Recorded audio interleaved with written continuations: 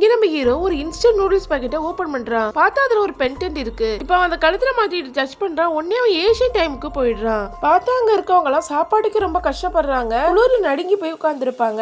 இப்ப அவன் கையில நூடுல்ஸோட போனதால அங்க ஒரு அப்பா அம்மா அவங்க பொண்ணை கொண்டு அந்த ஹீரோ கிட்ட கொடுத்துட்டு அந்த நூடுல்ஸை வாங்கிட்டு வேகமா ஓடி போய் உட்காந்து சாப்பிடுறாங்க.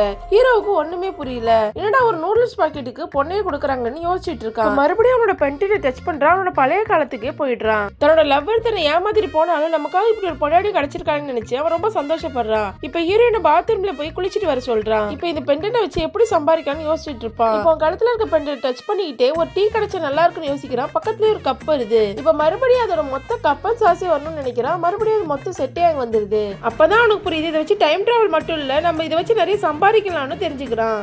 அதுக்கப்புறம் நிறைய ஆன்லைன்ல ஃபுட்ஸ் ஆர்டர் பண்றான். இப்ப மறுபடியும் அவனும் அவனோட வைஃபும் அந்த ஏஷியன் டைமுக்கே போயிடுறாங்க. இப்ப அங்க மக்கள்லாம் சாப்பாடுக்கு ரொம்ப கஷ்டப்படுறாங்க.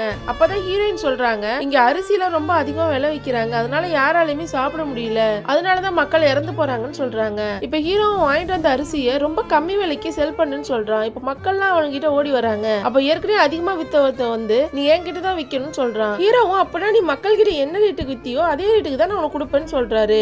அவனும் சரின்னு சொல்லிட்டு வாங்கிடுறான். அந்த அரிசி வாங்கினது அங்க இருக்க மக்கள் கிட்ட எல்லாம் ஏற்கனவே வித்ததை விட அதிகமான ரேட்டு சொல்றான். அதை கேட்டு எல்லாருமே பயப்படுறாங்க. ஹீரோ சிரிச்சுக்கிட்டே நீங்க பயப்படாதீங்க, என்கிட்ட இன்னும் நிறைய அரிசி இருக்கு, நான் எடுத்துட்டு வரேன்னு சொல்றான். அந்த ஏஷியன் டைம்ல நிறைய கோல்டு அவனுக்கு கிடைக்குது. அதை மறுபடியும் இப்ப அவன் நம்ம வாழ்ற காலத்துக்கு எடுத்துட்டு வந்து வித்து பெரிய பணக்காரனாவே ஆயிடுறான். அதே நேரத்துல ஹீரோனோட ஊர் மக்களையும் ரொம்ப சந்தோஷமா வாழ வைக்கிறான். உங்களுக்கு இந்த வீடியோ பிடிச்சிருந்தா லைக் பண்ணுங்க. இந்த மாதிரி வீடியோஸ் பார்க்க மறக்காம சேனலை சப்ஸ்கிரைப் பண்ணுங்க.